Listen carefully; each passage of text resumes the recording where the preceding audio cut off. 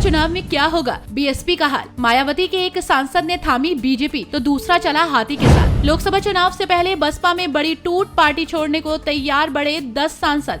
UP में बड़ी हलचल, एक एक करके सब छोड़ रहे मायावती का साथ, तो बेहाल मायावती ने भी कर दिया बड़ा ऐलान। लोकसभा चुनाव की तारीखों का ऐलान होने में अब कुछ वक्त ही बचा है। सभी दल अपनी चुनावी तैयारियों में जोर शोर से जुटे हैं और ऐसे में दल बदल की राजनीति भी जोरों पर है।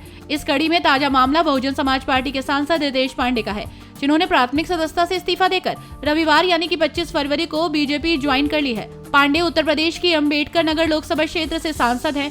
रितेश पांडे के बसपा छोड़ने के बाद अब राजनीतिक गलियारों में चर्चा तेज है। बीएसपी सुप्रीमो मायावती को जल्द ही एक बड़ा झटका लग सकता है। पार्टी के एक और दिग्गज नेता और लोकसभा सांसद बसपा सुप्रीमो की पार्टी को अलविदा कह सकते हैं।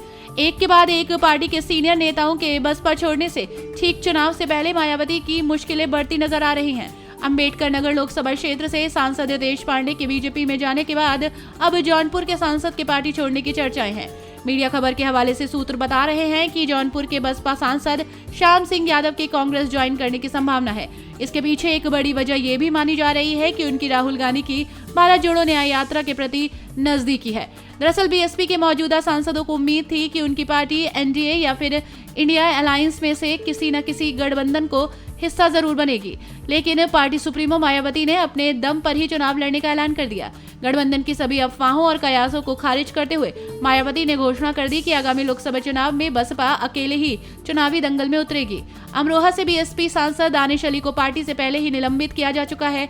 इसके बाद से कांग्रेस नेता राहुल गांधी के बेहद ही करीब दिखाई दे रहे हैं। दानिश अली मुरादाबाद में 24 फरवरी को भारत जोड़ो न्याय यात्रा में राहुल गांधी और प्रियंका गांधी के साथ नजर आए थे। इंडिया गठबंधन जब मूर्त रूप ले रहा था तब ये साफ कर दिया गया था कि उनके खेमे में मायावती की जगह नहीं है। इसकी बड़ी वजह अखिलेश यादव थे। अखिलेश बसपा के साथ गठबंधन के पक्ष में बिल्कुल नहीं थे, यानी बीजेपी के खिलाफ जब देश भर में घेराबंदी की प्लानिंग की जा रही थी तब मायावती को बुलावा नहीं दिया गया। फिर सवाल उठा कि मायावती बीजेपी के साथ जाएंगी।